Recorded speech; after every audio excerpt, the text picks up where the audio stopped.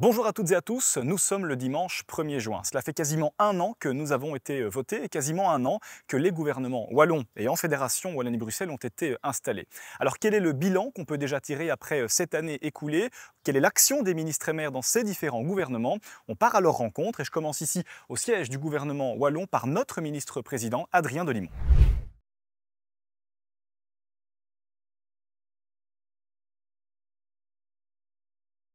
Alors Adrien, merci de nous recevoir ici, au siège du gouvernement wallon, à l'Élysée, en plein cœur de Namur. Cela fait quasiment un an que le gouvernement wallon, que le gouvernement en fédération Wallonie-Bruxelles est en place.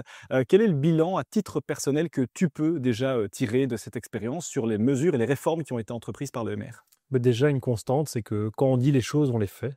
Donc typiquement, j'ai en tête la réforme fiscale où on n'a pas attendu quelques mois pour la mettre en œuvre, avec déjà les premiers effets qui sont perceptibles. La réforme des droits d'enregistrement à 3%, c'est quand même une baisse significative de la fiscalité. On n'avait jamais connu une diminution fiscale aussi importante en Wallonie, et ça, il faut être honnête aussi, malgré les contraintes budgétaires compliquées. Et donc, en parallèle, on fait toute une série de réformes structurantes et structurelles pour transformer la Wallonie durablement dans un cadre budgétaire soutenable. On va y revenir. Ça veut donc dire que le MR au pouvoir ici en Wallonie maintenant doit faire des mesures qui sont peut-être impopulaires? En tout cas, on est là pour prendre nos responsabilités. C'est pas notre façon de fonctionner de juste mettre les problèmes sous le tapis et on verra les suivants. Non, nous, ce qu'on veut, c'est changer durablement la Wallonie. Donc, quand un problème apparaît, on est là pour le traiter. Évidemment, je pense aux primes, où on a dû prendre des attitudes qui étaient évidemment compliquées. C'est jamais de gai de devoir prendre attitude comme on l'a fait, avec un laps de temps assez court, un des impacts sur les gens quand même assez fort. Mais on considère qu'il n'y avait pas d'autre solution. C'était quand même une explosion avec une facture de 670 millions si on ne faisait rien. Donc il était important de prendre attitude. Je pense aussi notamment au tram de Liège, où on a rapidement aussi décidé d'abandonner les extensions. Donc c'est clair que c'est pas simple de prendre des décisions comme ça, mais sur le long terme, c'est les bonnes attitudes à prendre, parce que parallèlement à ça, on apporte des solutions qui sont durables et qui répondent à l'objectif de base. Si je repense aux primes, toutes les mécaniques de primes ont déjà été maintenues, elles ont juste été diminuées, ce n'est pas un moratoire contrairement aux autres régions. Et si on regarde sur ce qui s'est passé sur l'extension du tram, en tout cas le fait qu'on ait arrêté les extensions, on a proposé des offres de mobilité qui répondaient aussi à l'enjeu de mobilité de la métropole liégeoise. Et donc c'est juste pas qu'on coupe par dogmatisme comme on essaie de nous caricaturer, mais qu'on réfléchit, on prend des données et puis on prend les bonnes décisions. La trajectoire budgétaire aujourd'hui, elle est maîtrisée?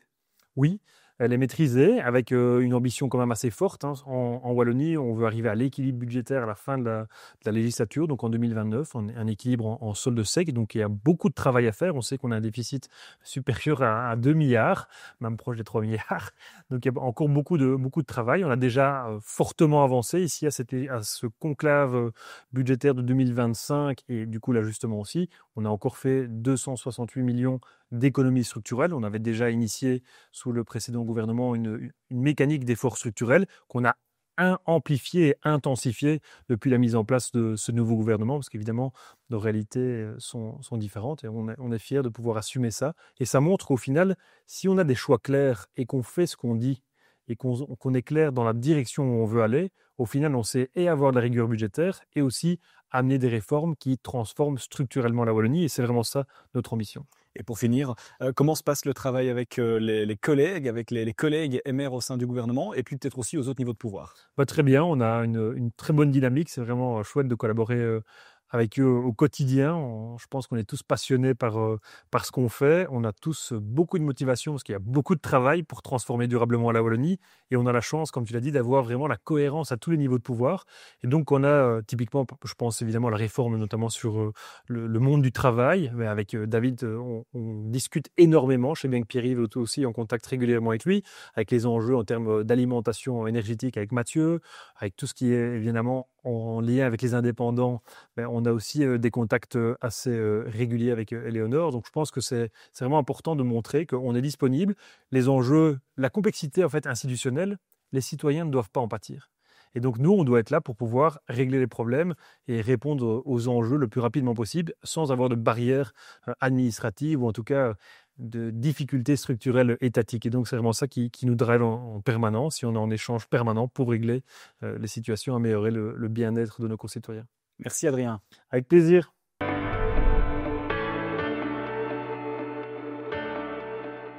Alors, on avait promis durant la campagne de véritablement bousculer le champ politique et notamment au niveau de l'emploi de faire de grosses réformes.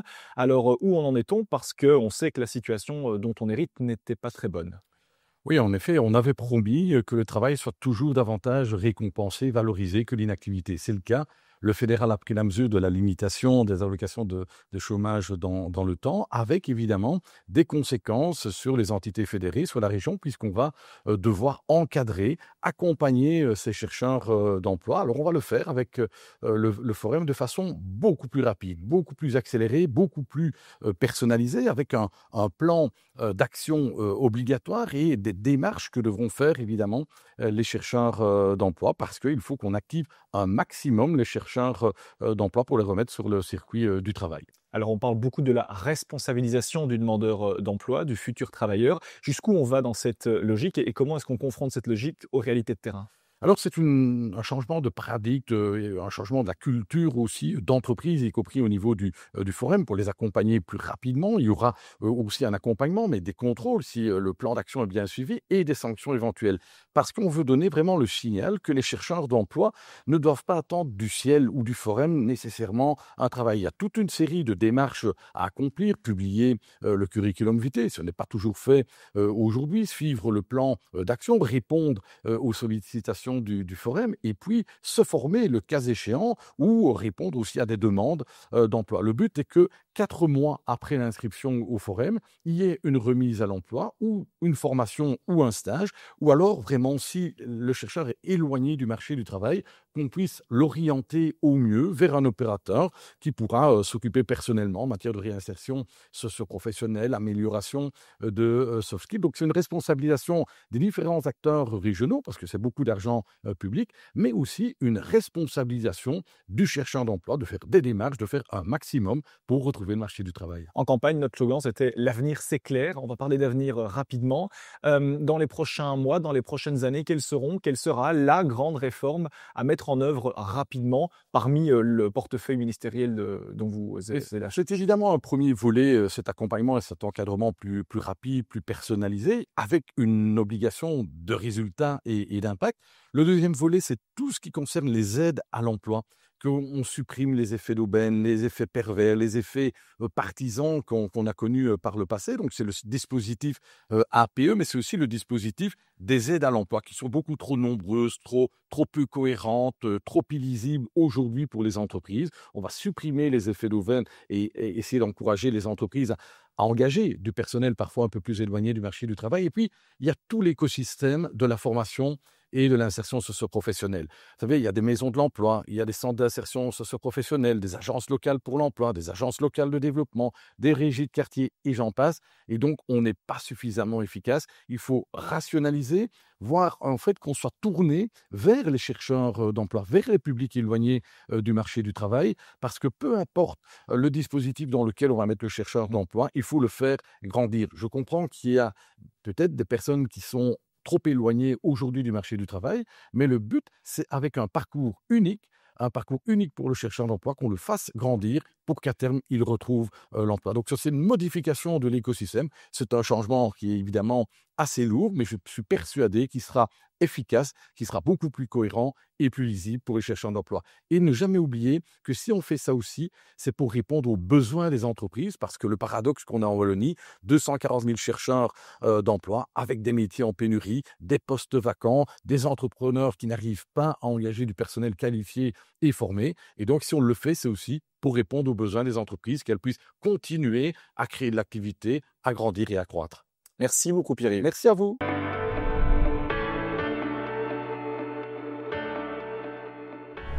Alors Anne-Catherine, on continue notre tournée de nos ministres MR ici, au sein de ton cabinet à Namur toujours. Cela fait quasiment un an que tu as pris tes fonctions. On le sait, on t'a vu avant de devenir ministre, tu es agricultrice, tu as beaucoup milité.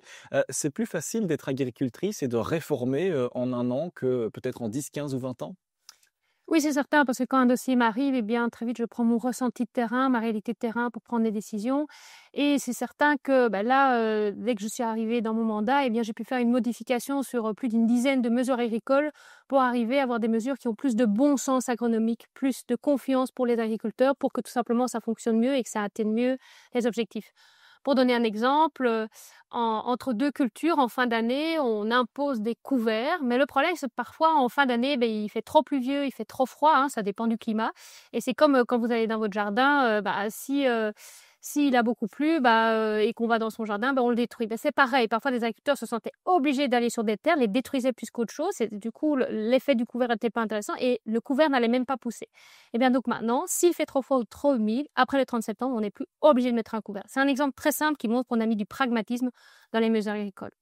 Puis moi aussi, j'ai commencé avec une grosse crise, mais ça m'a permis de tout de suite ressentir, c'était une crise sans précédent, des pertes économiques pareilles, il n'y en a pas eu, avec des pertes dans les troupeaux, il n'y en a pas eu depuis 15 ans.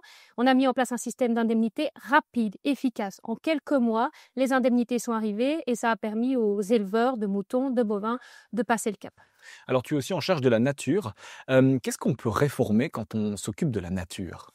Ah et bien, en fait, d'abord, moi, je suis arrivée dans cette matière et j'ai vu, énormément, de missions, par-ci par-là et j'ai vraiment décidé, moi, en accord avec la déclaration de politique régionale, de beaucoup plus se recentrer sur la restauration et moins la sensibilisation.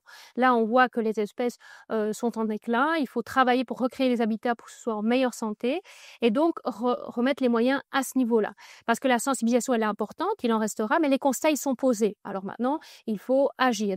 Énormément d'outils pédagogiques ont été utilisés, donc on va capitaliser là-dessus, mais on avance, on restaure. Et donc, c'est vraiment évaluer toutes les missions, toutes les subventions qu'il y a et refaire un peu le paysage des missions nature pour avancer concrètement vers plus de restauration. Alors on l'a vu il y a quelques années, les terribles images des inondations qui ont touché notre pays, la vallée de la Vesdre qui doit être reconstruite. Aujourd'hui, les paysages ont évolué, mais il y a encore beaucoup de travail. Quels sont les prochains enjeux au niveau de ce dossier? Alors, mais récemment, il y a le grand, plan d'action qui a été, validé par le gouvernement et donc qui, prévoit, planifie, tous les grands chantiers qui vont arriver dans les prochains mois. Donc il y a déjà 8 chantiers qui sont complètement, planifiés et dans ce plan est vraiment prévue toute la coordination entre les acteurs, aussi une simplification au niveau de toutes les démarches pour que tout simplement ce soit efficace. Une concertation renforcée avec, les acteurs, avec, les différents bourgmestres et cetera, pour que ça avance bien. Une communication aussi vers les citoyens pour qu'ils comprennent ce qui change et qu'on avance. Parce que voilà, tous les chantiers rapides qui devaient être faits ont été faits. Ce n'est plus pour, enlever les dégâts visibles. Cette fois-ci, maintenant, c'est pour transformer en profondeur la vallée de la Vesdre pour on puisse faire face, aux futurs événements climatiques extrêmes et qu'on n'ait plus ces catastrophes qu'on en a vécues. Merci Anne-Catherine. Merci à toi.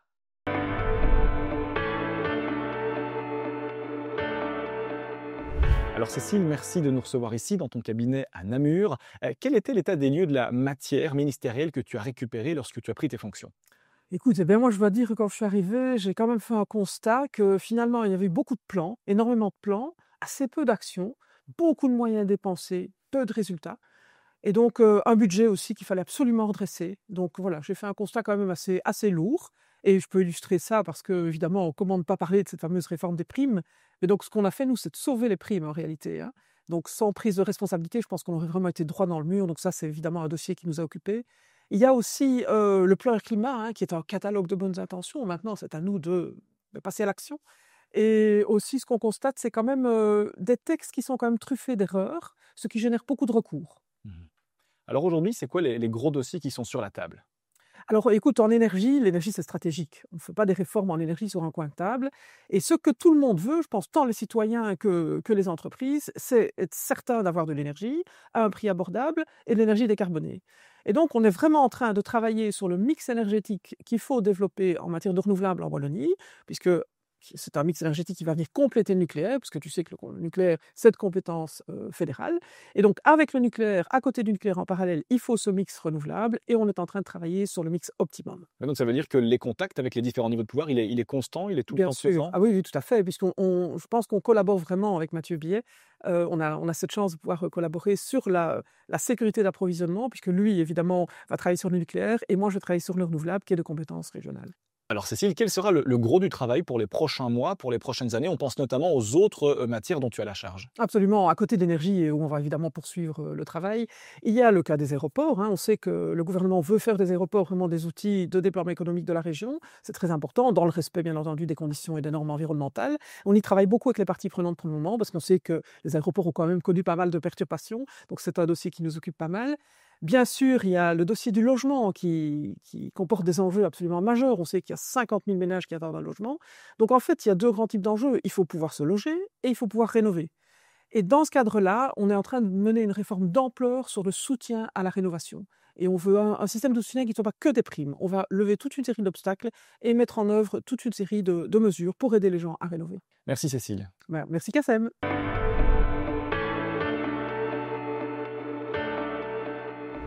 Alors Valérie, merci de nous recevoir ici, au siège de la Fédération Wallonie-Bruxelles. Quelle a été la première grosse réforme qui a été enclenchée?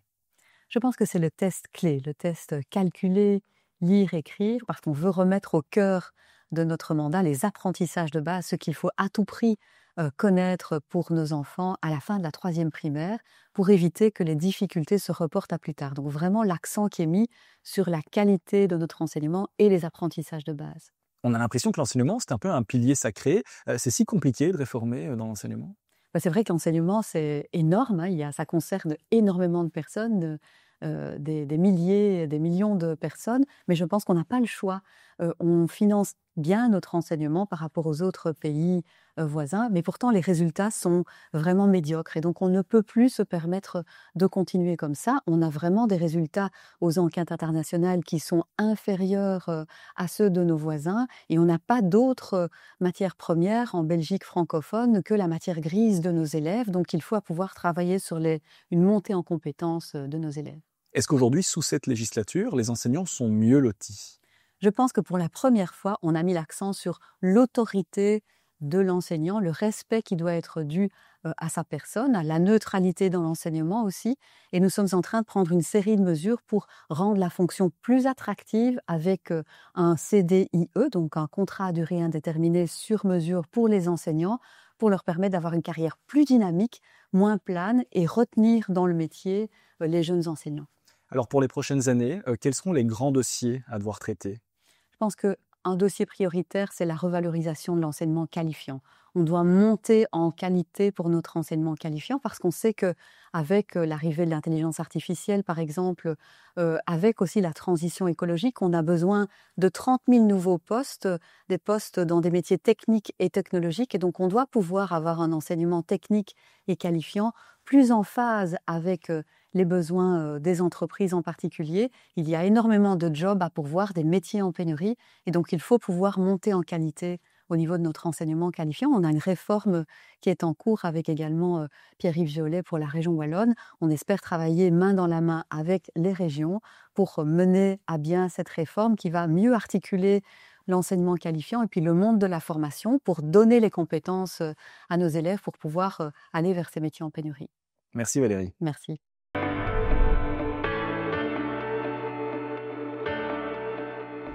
Jacqueline, merci de nous recevoir ici, à Namur. Cela fait quasiment 1 an que les Belges ont été votés, quasiment 1 an que le gouvernement en Fédération Wallonie-Bruxelles et le gouvernement wallon est en place.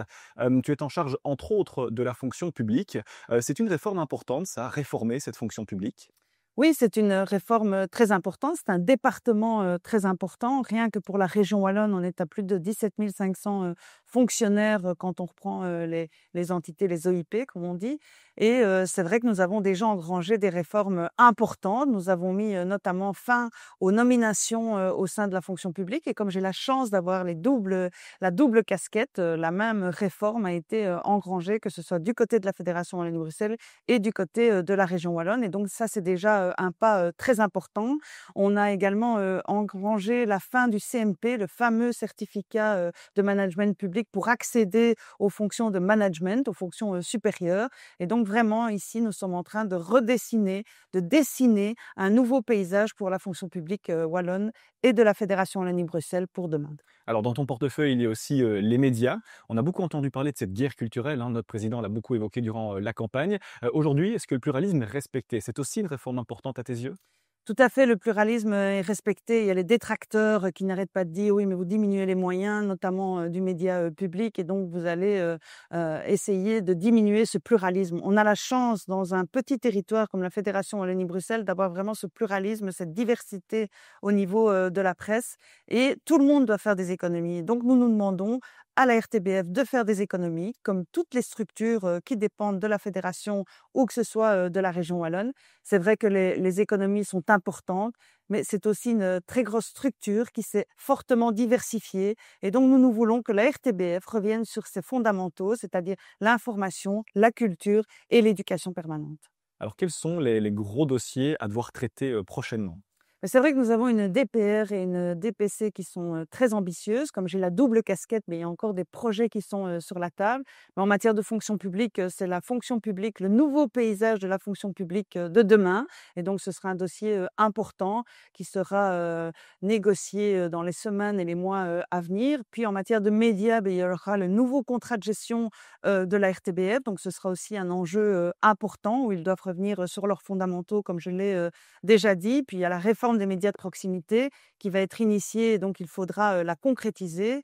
Ensuite, en matière de sport, c'est une compétence très importante et je veux vraiment mettre le focus sur le sport amateur, sur redonner envie de s'engager dans des comités, dans des associations au niveau du sport, et évidemment le rapatriement d'Infrasport vers Bruxelles, vu que la DPC prévoit de créer vraiment une grande cellule sportive au niveau de la Fédération Wallonie-Bruxelles, et évidemment la simplification administrative qui va continuer toute la mandature. Donc, on a donné le choc de simplification administrative, mais au quotidien, nous simplifions la vie des gens. Merci Jacqueline. Merci. Et c'est ici, depuis le siège du gouvernement de la Fédération Wallonie-Bruxelles, que se termine cette émission. Alors vous l'avez vu, pour nos 6 ministres, un seul mot d'ordre, c'est réformer, réformer, réformer, pour évidemment que l'avenir s'éclaire. Quant à nous, on se retrouve très prochainement à la rentrée, après l'été. Passez un excellent dimanche et à très vite.